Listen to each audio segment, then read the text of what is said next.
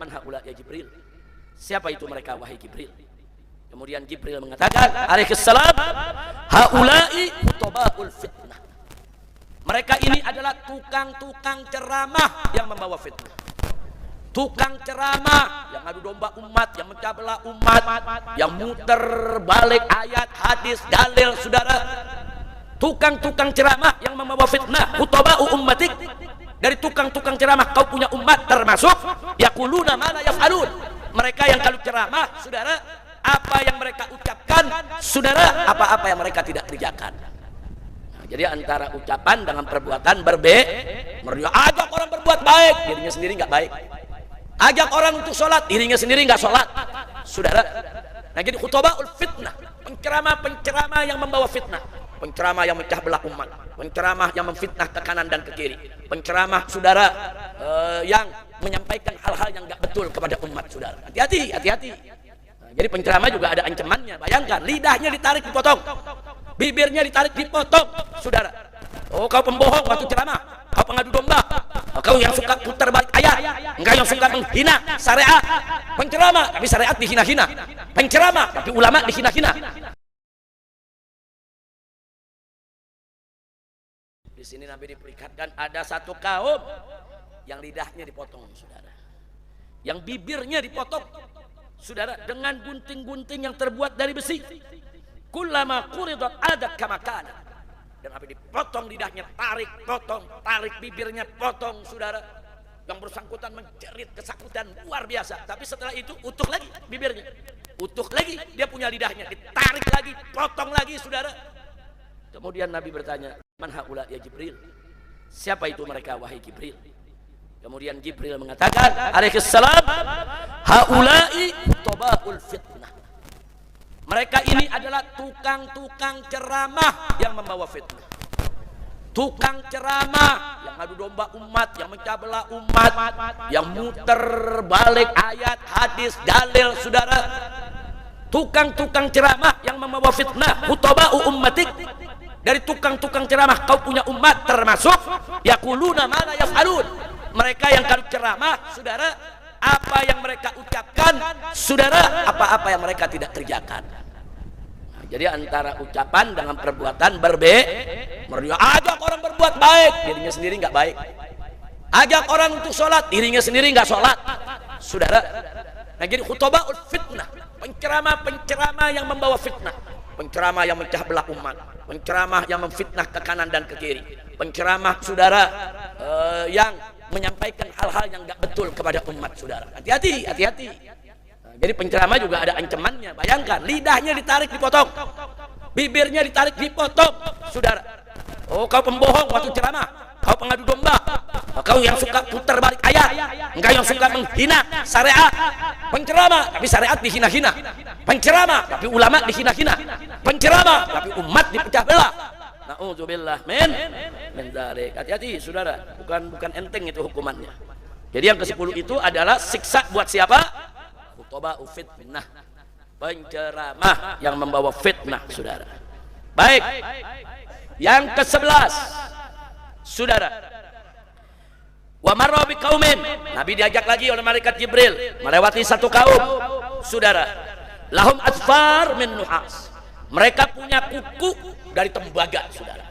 Jadi ada satu kaum kukunya panjang-panjang dari tembaga, saudara. Yakmusuna biha wujuhuhum wa suduruhum. Dia cakar-cakar, dia punya muka.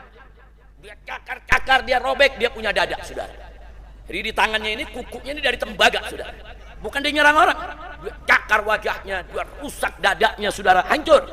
Kemudian Nabi tanya, man haula ya Jibril. Siapa mereka ini wahai Jibril? Nabi menjawab, haula, mereka adalah alladzina yaquluna luhuman nas. Mereka yang suka makan daging orang, wa yaquna fi a'radihim, dan orang-orang yang, saudara, selalu yaitu merusak daripada nama baik orang lain. Maksudnya memakan daging orang lain, melakukan ghibah. Kan dalam Al-Quran Allah sebutkan orang kalau ghibah sama juga makan daging saudara sendiri. Ini yang dimaksud adalah ghibah, saudara. Nah, jadi nggak boleh. Jadi Nabi pernah mengatakan kepada para sahabatnya, jangan kamu melakukan ghibah. Apa itu ghibah? Ghibah kita menceritakan tentang saudara keburukan seseorang yang kalau orang tahu, orangnya nggak suka. Zikru akhaka ma yakra. Cerita tentang saudara kita yang saudara kita nggak suka, itu namanya ghibah. Terus ada sahabat bertanya, ya Rasulullah, kalau yang kami ceritakan benar? Kami ceritakan kejelekan seseorang, tapi benar, memang dia jelek. Nah, apa kata Nabi? Kalau ente benar, faqad iktabta, ente sudah ghibah. Kalau ente nggak benar, itu namanya ente fitnah. Nah, beda tuh. Jadi kalau kita cerita kejelekan orang, benar dia jelek, kita ceritain, itu namanya ghibah. Kalau kita ceritain kejelekan dia nggak benar, dia nggak jelek begitu, kita karang-karang cerita, itu namanya fitnah. Lebih gawat dari ghibah, saudara. Jadi ghibah itu hukumnya haram. Kecuali, nah silakan nanti yang punya kitab Riyadhus Shalihin, saudara, di sana ada bab khusus tentang ghibah. Itu ada 6 atau 7 perkara yang dikecualikan, saudara, oleh para ulama kita, yang disebutkan oleh Imam Nawawi, ghibah yang dibolehkan. Ternyata ada ghibah yang boleh, antara lain, saudara, ghibah yang boleh nih, antara lain, kalau kita menuntut keadilan. Anda punya kawan mukul Anda, orang nggak ada yang tahu. Saya mau tanya, itu perbuatan baik atau jelek dia? Jelek. Kita lapor polisi, saya dipukul. Ghibah bukan? Ghibah. Ghibah. Kita cerita kejelekan orang. Ghibah. Tapi ghibah ini boleh. Kenapa? Litadzallum, saudara, untuk menuntut keadilan. Nah, jadi kalau kita lapor, ada yang mencuri, ada yang merampok, ada yang mukul, kita saudara, itu ghibah. Kita laporkan, boleh, karena kita dalam rangka menuntut keadilan. 1, 2, yang boleh ghibah. Saya punya anak, dilamar sama orang dari Teluk Gong. Saya nggak kenal. Kiai Nursen kenal orangnya. Kiai Nursen dengan kabar anak Habib Rizik dilamar nih, atau cucunya sama orang Teluk Gong. Nah, Kiai Nursen buru-buru temuin saya, Habib punya cucu dilamar ya sama orang Teluk Gong? Iya, yang namanya ini. Iya, jangan Beb, tukang mabok tuh Beb. Karena beliau tetangganya. Nah, beliau tuh ghibah, tapi boleh. Karena beliau ingin menyelamatkan anak kawannya. Nah, kan saya kawan di seperjuangan. Jangan sampai anak saya jatuh ke tangan orang pemabuk. Ada gak yang begitu? Boleh. Jadi kalau Anda tahu saudara Anda anaknya dilamar sama orang, orangnya jahat, kasih tahu saudara Anda. Saudara, mungkin dia terima karena dia nggak tahu, kasih tahu. Tapi ngasih tahunya jangan fitnah, betul-betul. Jadi kalau itu dikasih tahu, itu ghibah juga namanya. Tapi ghibah itu boleh. Kira-kira jelas gak? Jelas gak? Jadi ternyata ada ghibah yang boleh gak? Ada ghibah ngelaporin perkara kejahatan ke polisi, itu ghibah boleh. Kasih tahu saudara. Jadi kasih tahu, jangan inihin dia, itu jahat tuh, tukang minum, tukang ini. Bukan urusan kawin aja, milih pemimpin. Ada pemilihan RT, ada 2 calon. Yang satu calon bagus, yang satu calon tukang main judi. Nah, ada warga yang nggak pernah keluar rumah, nggak tahu, kita kasih tahu. Nanti jangan pilih dia tuh, tukang mabok tuh, sama tukang judi tuh. Wah, berbeda. Kalau dia jadi RT, tiap gang, wah urusannya gelar judi. Nah, saya jangan fitnah. Kalau kita sampaikan itu untuk menyelamatkan orang dari kepemimpinan orang yang buruk, boleh.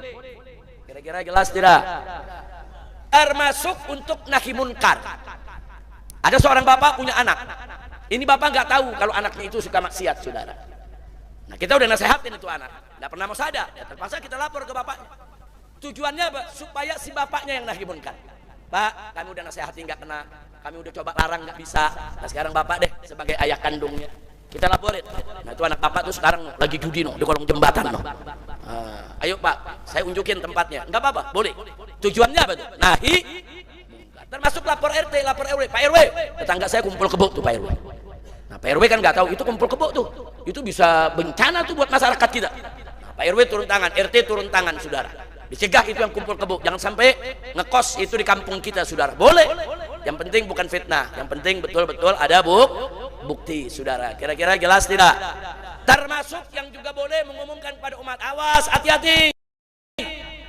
Ada si fulan-fulan itu menyebarkan ajaran sesat, dia ngaku nabi setelah Nabi Muhammad, boleh, saudara. Nah, jadi walaupun di atas mimbar ada kiai bicara, awas, hati-hati, itu si fulan tuh nyebarin kesesatan, itu si fulan. Tapi ingat, harus betul-betul terbukti, bukan fake. Gibah juga, tapi gibah yang diboleh. Terakhir, termasuk gibah julukan. Ada julukan dari kampung nih, ada orang namanya Mamat. Yang namanya Mamat banyak. Yang satu dipanggil Mat Doer, nah, yang satu dipanggil Mat Pincang, ada gak? Yang satu dipanggil Mat Pesek, ada gak? Nah saudara, itu sebetulnya nggak boleh memberikan julukan Mat Pincang, nggak boleh. Itu menceritakan kejelekan orang.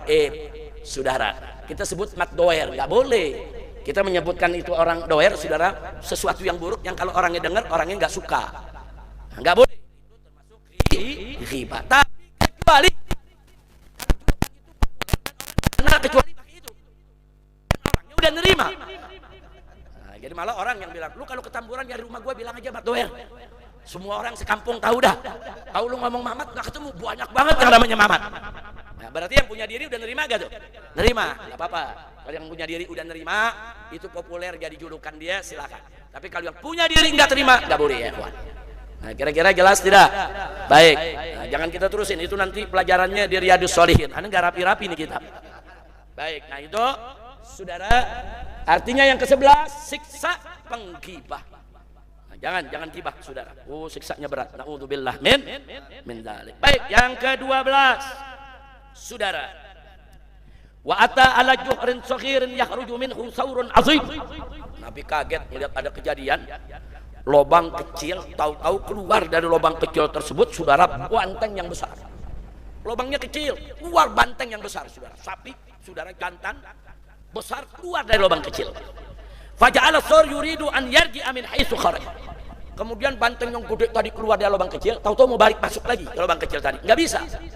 Waktu dia keluar dia bisa, tapi begitu dia mau masuk lagi nggak bisa. Dia berusaha masuk ke lubang kecil tadi, tetap nggak bisa, saudara. Nah kemudian Nabi bertanya, mahadha ya Jibril, wahai Jibril, ini apa lagi wahai Jibril? Kemudian malaikat Jibril menjawab, hadzal rajul min ummatik, ini salah satu orang dari kau punya umat, yatakallamu, dia bicara bil kalimatil azimah, dengan kalimat yang luar biasa, sumayandam alaika, kemudian dia nyesal, fala yastati'u an yaruddaha, kemudian walaupun dia menyesal, nggak bisa itu kalimat ditarik lagi, saudara. Kadang-kadang kita bicara sedikit, saudara, ternyata yang kita bicara itu berakibat besar.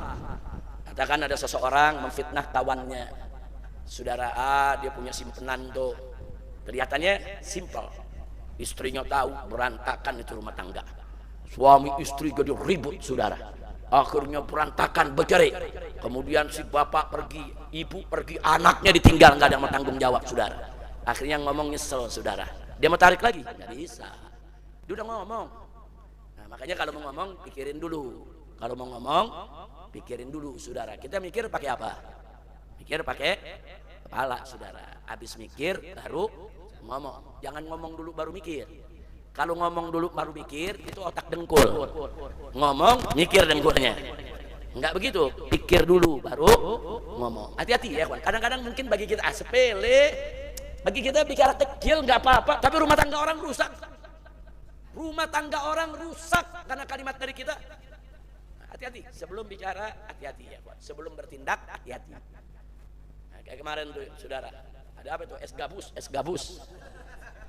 Polisi turun, tentara turun, saudara main ambil, main sita. Yang dagang main dijojelin aja, dia bilang ini spon, bahan berbahaya. Orang ditempelin, orang dipukul. Begitu dibawa ke laboratorium, ternyata tepung hangkue, saudara. Ini dia, nggak pantas begitu. Dia aparat, saudara, mestinya pakai otaknya. Kalau dia curiga, ambil dulu dong contohnya, bawa ke laboratorium. Kalau betul berbahaya, tangkap. Saudara, nah akhirnya sekarang begitu udah rame kalang kabut, minta maaf, ngasih motor. Kayaknya besok tukang es gabus minta motor semua tuh. Jangan, itu akibat apa? Ucapan, perilaku harus dipikirkan. Kira-kira jelas tidak? Alhamdulillah. Yang keberapa sekarang? Tadi 12 itu tamsil, melontar ucapan. Jangan sembarangan. Nah sekarang yang ke-13, setelah itu saudara, akhirnya Nabi diajaklah oleh malaikat Jibril, wa ata ala wadin. Nabi diajak ke satu lembah, saudara, fawajada rihan thayyiban. Nah di situ Nabi mendapatkan rihan thayyibatan baridatan, saudara. Angin yang sejuk, yang dingin, yang lembut, enak saudara. Karihil misik, aromanya seperti aroma misik, minyak wangi saudara, yang luar biasa. Wasama asautan, kemudian Nabi dengar suara saudara. Nah kemudian Nabi bertanya kepada malaikat Jibril, ya Jibril mahadha, wahai Jibril ini apaan? Ini suara apa? Jadi wanginya luar biasa saudara. Ada angin yang begitu sejuk, begitu sepoi-sepoi, wanginya juga luar biasa, dan ada suara. Nabi dengar ini ada suara. Suaranya juga menarik saudara, menggugah, masuk ke dalam hati. Apa ini Jibril? Akhirnya dijawab oleh malaikat Jibril, hadza sautul jannah. Ini adalah suaranya surga. Kemudian Jibril mengatakan, takul, surga itu tadi berkata ya Muhammad. Apa dikatakan? Ya Rabb, wahai Tuhanku, itini, berikan segera kepadaku bima wa'adtani, dari apa yang kau janjikan untukku. Faqad kasurat ghurafi, aku punya kamar udah banyak ini ya Rasulullah. Ya Allah, surga ini bicara kepada Allah, ya Rabb, kasurat ghurafi, aku punya kamar udah banyak ini kamar. Nah, kemudian wastibraqi, begitu juga sutra tebalku, wahariri, dan sutra ini macam-macam.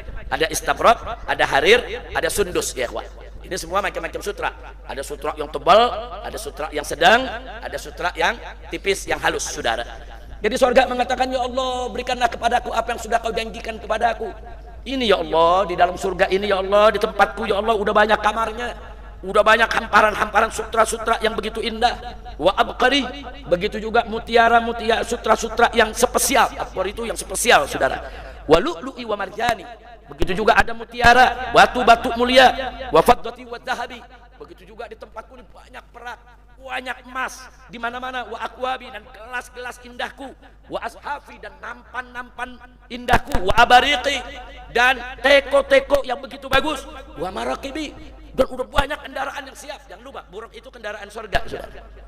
Buruk itu kendaraan surga. Jangan-jangan nanti kita masuk surga, amin, di garasi kita ada buruk lagi ya kawan. Nah, cuman buruknya mungkin yang kecil kali ya. Tapi yang namanya buruk masuk surga, jangan katanya masuk surga, di emper surga aja udah enak. Mudah-mudahan kita masuk surga semua. Jadi surga mengatakan kepada Allah, ya Rabb, wa asali, aku punya madu udah banyak ini. Wa ma'i, airku yang sejuk. Wa labani, susuku. Wa khamri, bahkan khamerku. Jangan lupa, khamer itu termasuk minuman surga saudara.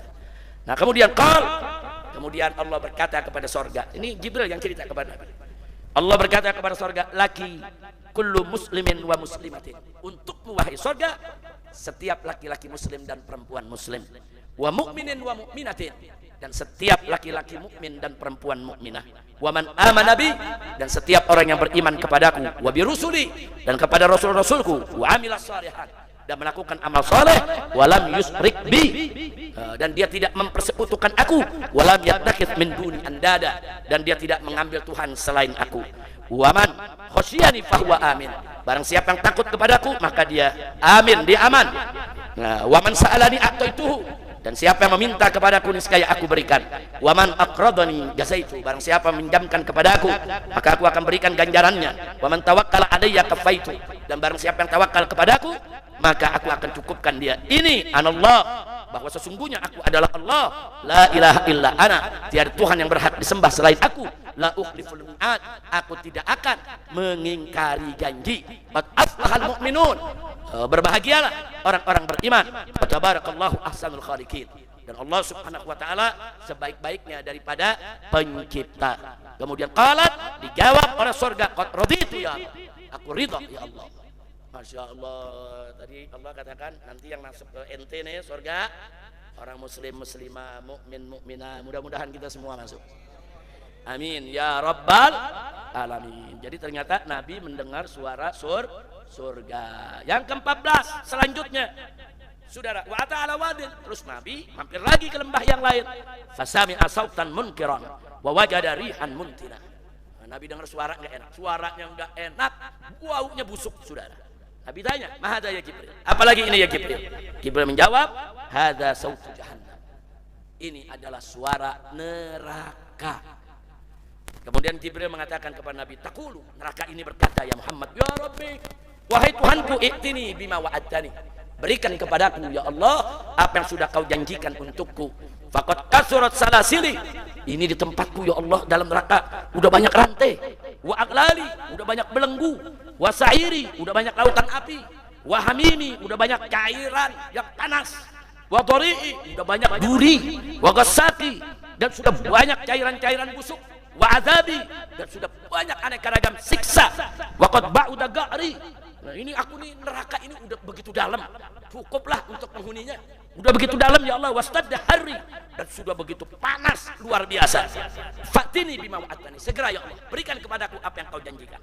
Faqala, kata Jibril, maka Allah menjawab, laki kullu musyrikin wa musyrikatin, yang akan masuk ke dalam wahai neraka adalah setiap laki-laki yang musyrik maupun perempuan yang musyrikah. Wa kafirin wa kafiratin, dan laki-laki yang kafir ataupun perempuan yang kafirah. Wa khabisin wa khabisatin, laki-laki yang busuk saudara, begitu juga perempuan-perempuan yang busuk. Wa kullu jabbar, dan setiap diktator, penguasa yang zalim, pemimpin yang jahat, la yu'minu biyaumil hisab, yang mereka tidak beriman kepada hari perhitungan. Qalat, maka kemudian neraka menjawab, qad raditu ya Rabb, aku ridha dengan ketentuanmu. Na'udzubillah min dzalik. Jadi penghuni neraka udah Allah tetapin, ada musyrik, musyrikah, kafir, kafirah. Maka jaga iman kita, jangan sampai ada di antara kita yang keluar dari agama Islam. Na'udzubillah min. Siap jaga iman. Nah, itulah yang ke-14, suara neraka. Baik, kita kalau lihat dari tadi serem-serem itu saudara, siksaannya luar biasa. Na'udzubillah, kita berlindung kepada Allah ya Allah.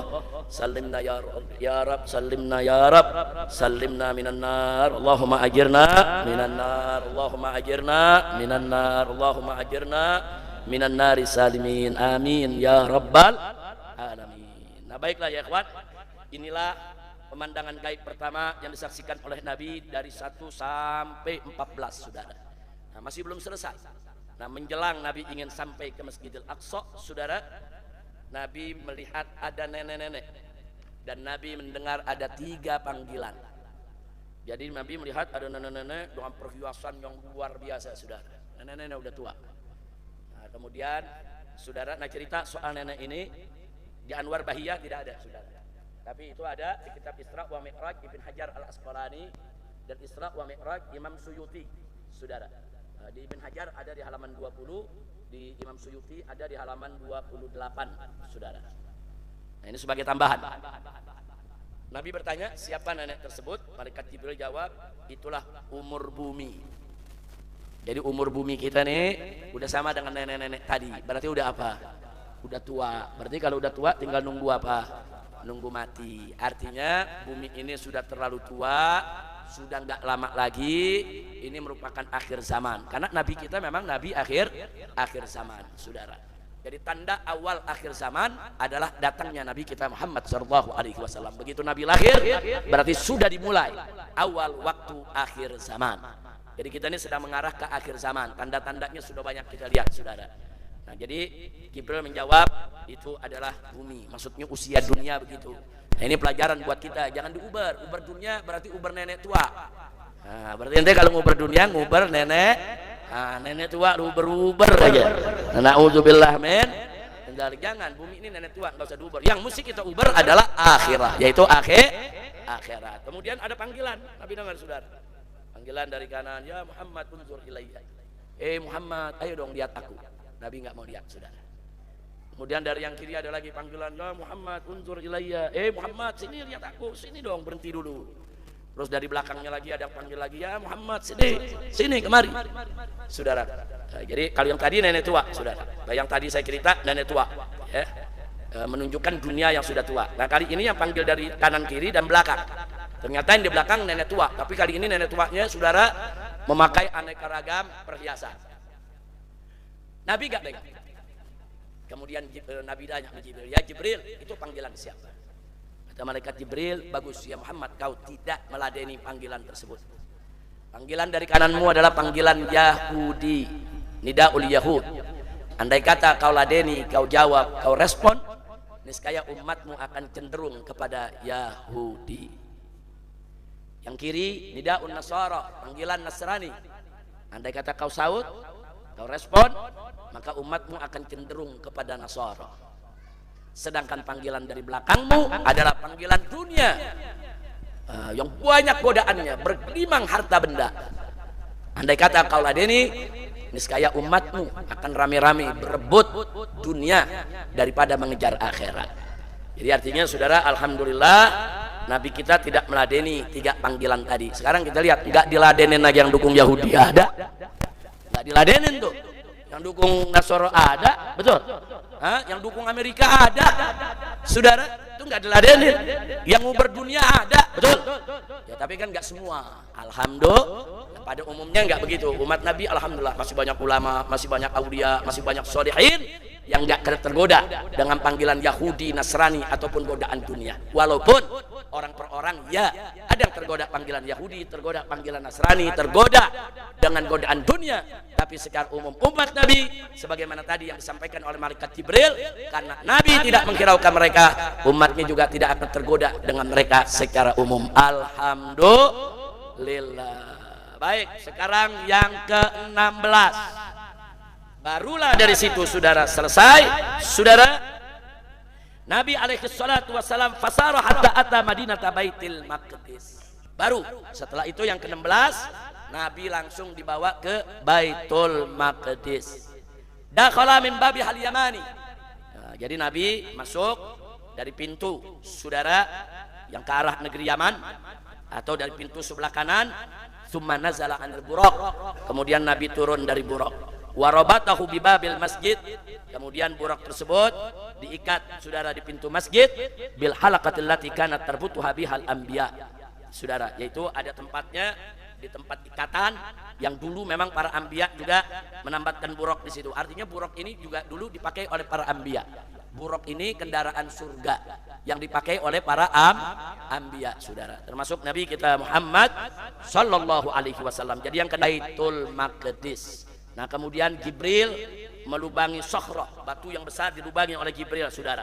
Wa fi riwayah anna Jibril alaihi salam atas Sakhrata fa wada'a asbu'ahu fiha fa harragaha. Ada batu besar di halaman Masjidil Aqsa, ditusuk sama malaikat Jibril dengan jarinya bolong, itu untuk menambat, mengikat daripada tali kekang, yaitu al-buraq, saudara.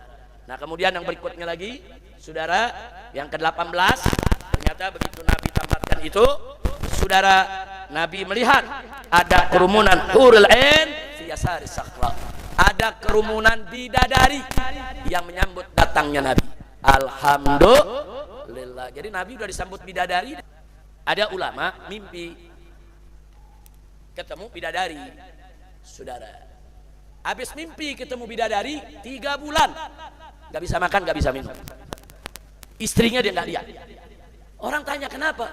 Dia lihat satu keindahan yang nggak pernah dia lihat. Masya Allah, berarti bidadari indah gitu. Indah tidak? Indah. Ini bukan cerita bohong. Mau bukti? Masuk surga dulu. Insya Allah. Tuh ulama baru ngimpinya gitu. Ketemu bidadari, saudara. Baru ngimpinya udah begitu, saudara. Ayo. Nah sekarang kita lanjutkan. Jadi ada serombongan bidadari di balik kiri Sakhra, yaitu batu besar yang ada di halaman Masjidil Aqsa. Kemudian disitulah saudara Nabi sholat berjamaah dengan arwahul anbiya di al Masjidil Aqsa, saudara. Nah selanjutnya saudara, di situ Nabi bertemu dengan para nabi. Selesai sholat, masing-masing nabi berdoa. Nah kalau kita baca kitab-kitab hadis, di sana tertera doa masing-masing. Saya tidak bacakan lagi itu pada malam hari ini, saudara. Yang jelas semuanya masing-masing para nabi berdoa, termasuk Nabi kita Muhammad sallallahu alaihi wa alihi wasallam. Bahkan ada perbincangan, para nabi berbincang tentang hari kiamat, saudara. Nah, mereka berbincang-bincang tentang hari kiamat. Nah, kemudian setelah itu, nah, masih dalam pemandangan gaib, saudara. Akhirnya masih dalam pemandangan gaib, saudara. Akhirnya Nabi, saudara, sebelum Nabi Mi'raj, ini kan cerita sebentar lagi Mi'raj. Nah, sebelum Nabi Mi'raj, Nabi ditawarkan antara susu dan khamar, saudara. Nah, kemudian di riwayat lain ada air putih juga, ada madu juga, tapi yang dipilih oleh Nabi adalah susu, saudara.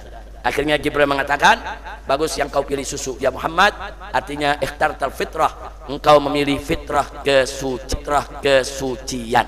Nah itu semua terjadi, saudara. Sana cukup sampai di sini pelajaran kita. Lanjutin dulu ya, pasal 10 dengan mahal qiyam. Setuju semua ya? Jangan ada yang keluar. Nah, biarkan saya aja dengan Habib Muhammad keluarga untuk meninggalkan tempat karena harus kita urus jenazahnya. Nah, insya Allah mungkin kalau hari ini diurus, mungkin besok sudah akan dimakamkan di Petamburan. Kami punya pemakaman keluarga yaitu di Bogor, di Cibungur, Kecamatan Cigudak, penguburannya lancar. Nanti kalau ada pengurus-pengurus yang mau ikut bisa kita siapkan kendaraannya. Mudah-mudahan itu saja. Hadani Allah wa iyyakum ila siratal mustaqim. Assalamualaikum warahmatullahi wabarakatuh.